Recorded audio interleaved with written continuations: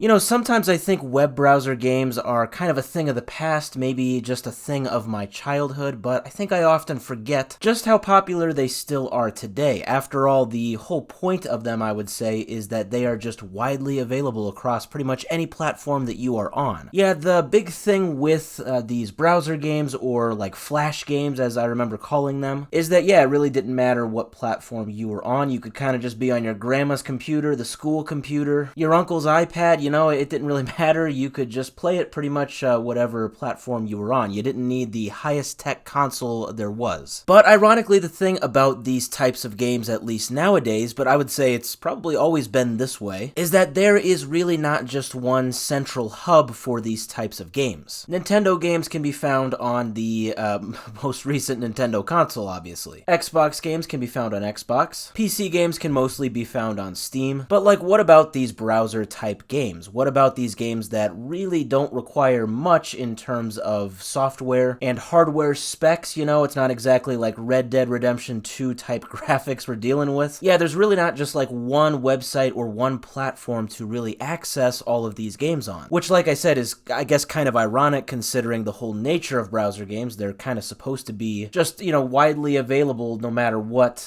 platform you're on. The whole point really is that it should be easy to access these games. Well, the thing is, there actually is one website that just secured $3 million in funding to pretty much do exactly that. So this is a website called Playgama. Now, a little background, I have never heard of this website. If I go onto it right now, playgama.com, yeah, it looks like they pretty much have a lot of browser-friendly games. And it looks like this is a very developer-friendly game. They have a specific section even where you can kind of submit your own games. And so the thing with Playgama is that, yeah, like I said, they actually just announced that they did raise $3 million to basically have this one-stop shop, basically the end-all be-all ecosystem of what is known as HTML5 types of games. So to my understanding, I gotta put my glasses on here and pretend that I'm smarter than I am, but I'll do the best that I can, I promise. Yeah, basically to my broad understanding, HTML5 games are very similar to Flash games. HTML5, like Flash, is kind of the software that it uses, just like Flash games use Flash. But the thing with HTML5 is that it actually looks like it is a lot more of a developer-friendly platform, and at the same time it looks like you can kind of get better graphics out of it. And overall, to me, from what I'm seeing, it kind of just looks like a better software, possibly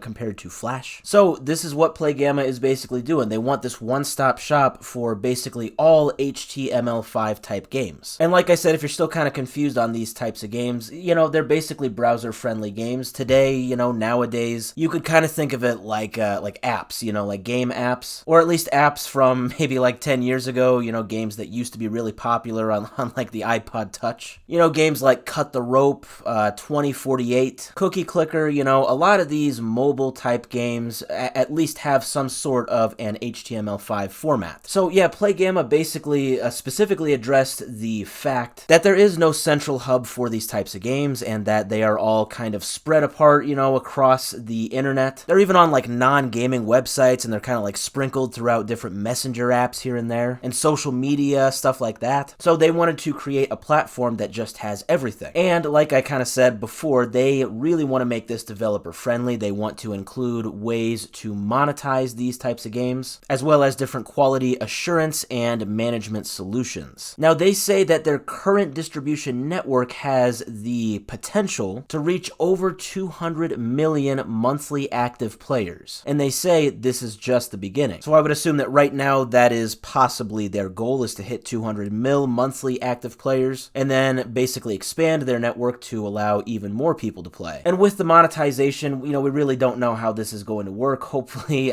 these types of simple games aren't like littered with microtransactions. That probably will happen with some of them. I mean, let's just be honest. But still, given the fact that probably a lot of these games are probably going to be free to play with just microtransactions as an optional venue, then I'd say, with games like this, games that are kind of simple, I'd say that that's really not too bad. So overall, $3 million in funding, it's definitely a lot of money. We will definitely see if HTML5 games or browser games finally get kind of their one-stop shop, their central hub that they have never really had before. We'll see if they get that with Playgama.